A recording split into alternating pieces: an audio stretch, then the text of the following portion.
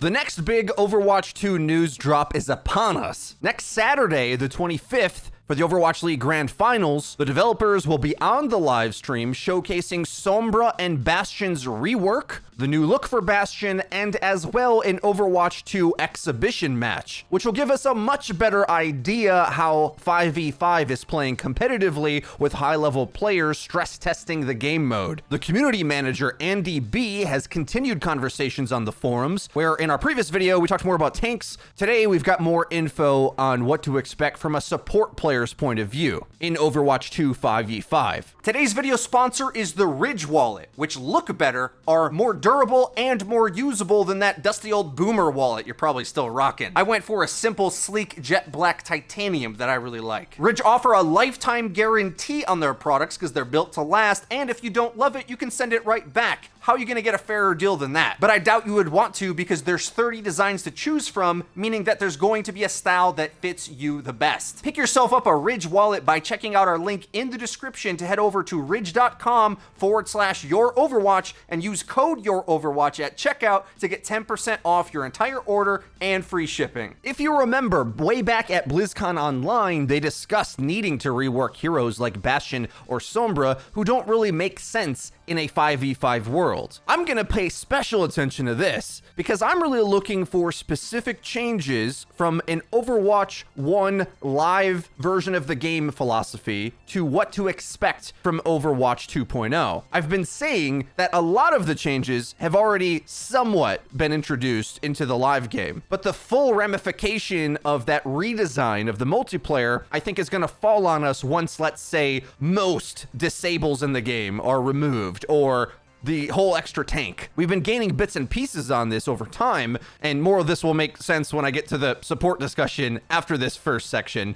But I get the impression that they want Overwatch 2 to feel quite different. And I think in Overwatch 1 right now, a lot of the strategies and abilities are insta-punishing, which is to say they hit you hard and stack on one another. Whether you're talking about multiple shields protecting a Bastion, or you're talking about like stun locks where there's so many stuns in the game, just hitting one means that even a high health point character can get stunned multiple times, making that one little step out of position into an insta-death. At BlizzCon Online, they talked about removing McCree's stun, perhaps. What would the Overwatch world look like if that was the case? It's not too complicated. When Overwatch 1 first released, there was hardly any disables in the game whatsoever, which is also why dive meta was so oppressive at the start, which is why we eventually got Brigitte. Which brings me to the proposed changes that we're going to dig into on the live stream for reworks to Sombra and Bastion. These are important for me because so far in the Overwatch 1 version of these characters, they're more in line to those positional punishment style of gameplay, which is to say, if the Bastion is set up and you don't counter him appropriately, he just shreds your whole team, which a lot of higher ranking content creators forget to talk about as being a major skill check for most players of the game, actually, even to this day.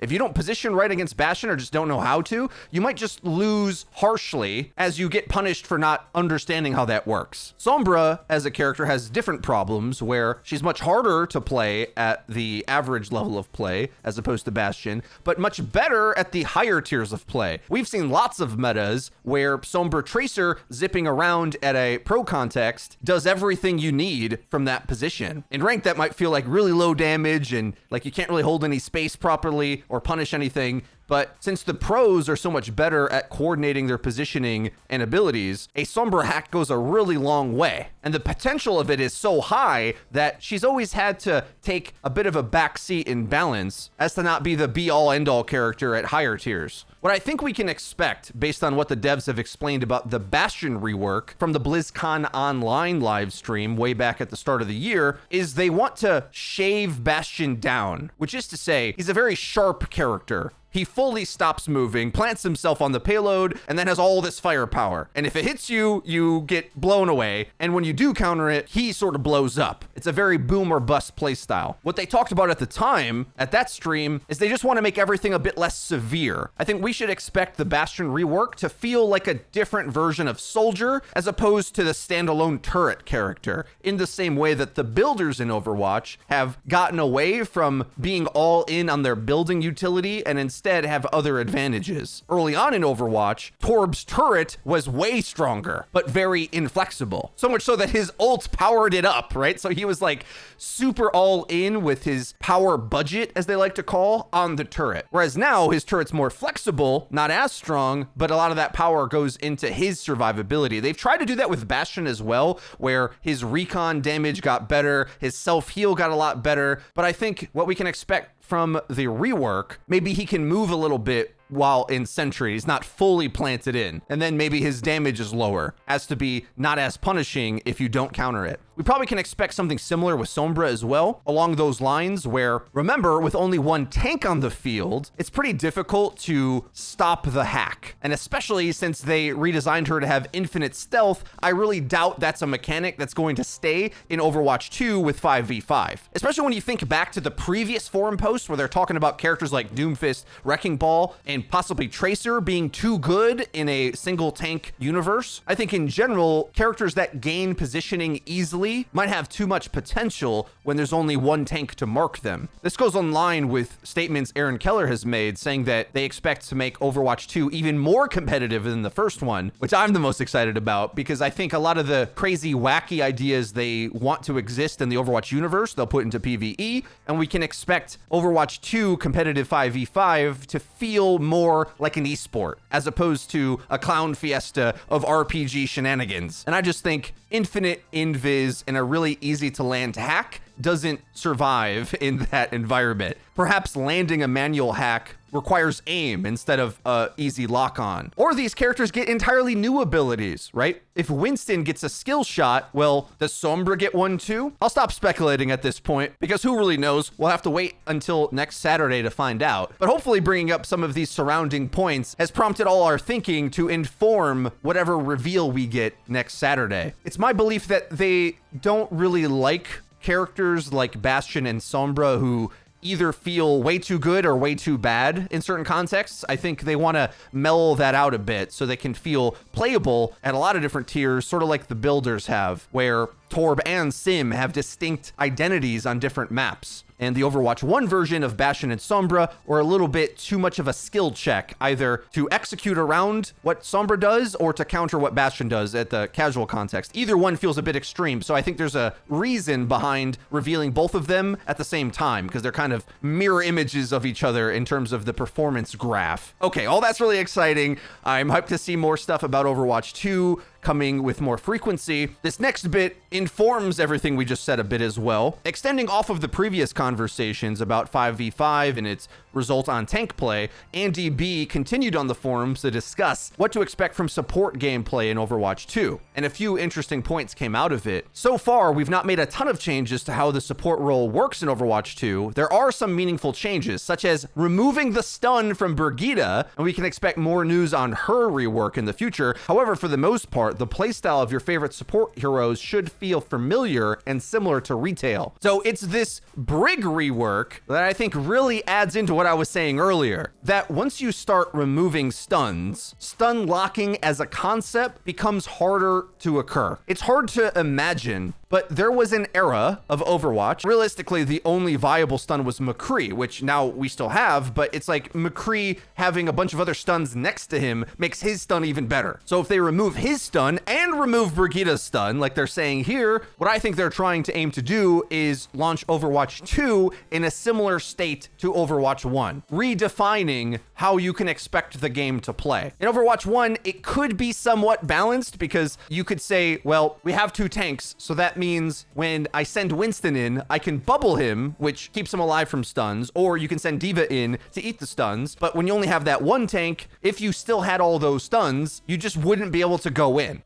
What does this mean for Brigitte specifically? Because so much of her power budget was surrounding the fact that she had a stun and a shield, right? It feels to me kind of core to her identity. I've been thinking about this quite a lot the past year or so, and I might make a separate video dedicated to this concept. Although on the whole, I'm very happy with the balance. One thing that I'm not a big fan of is how Blizzard often handles skill floor and skill ceiling characters, where Brigitte has a lower skill ceiling than Ana, let's say, but due to the amount of Overwatch IQ an APM that requires to keep you in the battle and position appropriately and do all that, Brig's actually got a higher skill floor, which almost no community member really likes to say because it sounds blasphemous. Oh, Brig doesn't take skill, until you actually see the difference between a plat level Brig and a plat level Ana and how easy of a time they have setting each of them up. What people forget when they only play at higher tiers is how much playing around a character like Brig is automatic. But because it requires you to go hit a melee, it puts you in danger distance where if your team doesn't play around you, well, you probably easily die. And I think that aspect of Brig is a huge problem, where she's been power budgeted in this very teamwork dependent way, when in solo queue, you just don't really get people playing like that. So what I hope to see from this rework when this eventually gets announced officially, they're teasing it here, but I'd like to see Brig fixed a bit on both ends of the skill spectrum. Removing Brig's stun from her kit will mean she's less punishing to play against, but that is all that's fueled her so far. So what power is she going to get in order to offset that? What I hope is she is more of the durable support with limitations on her skill ceiling, where she can easily knock you back and will take longer to take down than a Zen, but hopefully has less of a skill ceiling of a character like Lucio, for example, who can just go off and do more things more freely. In that kind of world, you would feel like Brig functions when you're learning the game, but you wouldn't want to pick her above higher skill ceiling characters as you rank up or get to higher tiers of play. Many of you young gun Overwatch players may not remember earlier eras of competitive Overwatch, but there was a long time where Lucio had like a near 99% pick rate at competitive play before a lot of these support reworks, and realistically, most people liked it. But now Lucio's role has kind of been defined to only work in all-in rush comps, and he really lost his job to Brig, who functions in a lot of the other playstyles. Lucio used to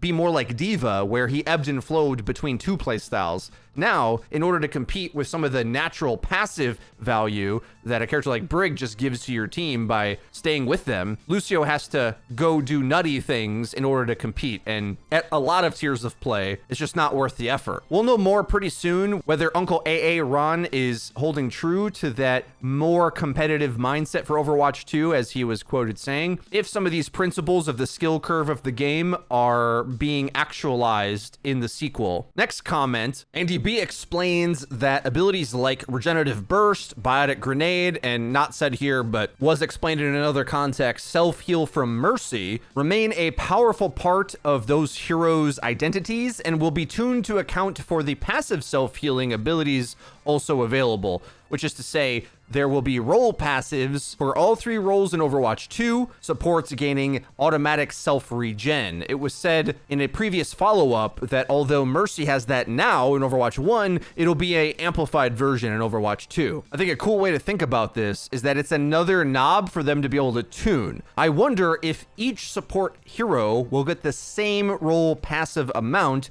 or if that is tunable per support. Ana maybe never has to heal herself with nade, because she can just wait to heal automatically. So she always uses the aggro anti-nades, which are more powerful. It'll be interesting to see if, like, can you feel like you can speed boost more and go aggro as Lucio if you don't need to use amp to heal yourself? You can just wait passively for a little bit. The ramifications of this, I don't think any of us really have fully wrapped our heads around. Like, the uptime you'll get from that position is higher than we're used to. Andy B says that in the playtest, they've actually had to tune down the healing amounts from supports because having only one tank to focus on made it too easy to full-on pocket a tank. And he says here, having one less tank made it clear to us that tanks generally contribute much more damage than they mitigate, even on retail. Because the drop in overall damage being dealt out, as in from the overall team, supports were actually too effective at keeping the entire team alive. This makes sense.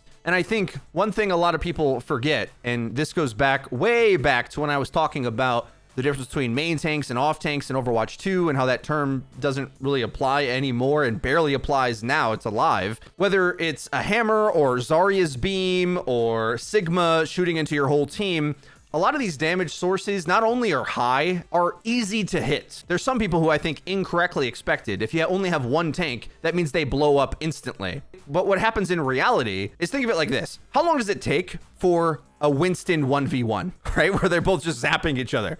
Okay, when you remove one of the 6 players down to 5v5, you're closer to that. Because the way focus fire in Overwatch works is that the thing in front is easiest to hit. So therefore, the moment there's an opening for the enemy 6 players to hit your front line, it all comes in at once, which is why in Overwatch 1, you feel as a tank, you turn the corner at the wrong time, boom, you blow up. People often forget how much of a tank buster other tanks are. As Andy B is saying, it's probably more useful to think about losing one tank in Overwatch 2 as lowering the damage output, especially easy damage. You're gonna have to hit smaller targets more often in Overwatch 2, which is gonna give it more of a shooter feel. One last support post from Andy B, responding to a question about Mercy and Zen, who was played a lot in the PvP live stream back in May, asking if tanks will get melted with damage amp effects being applied towards them.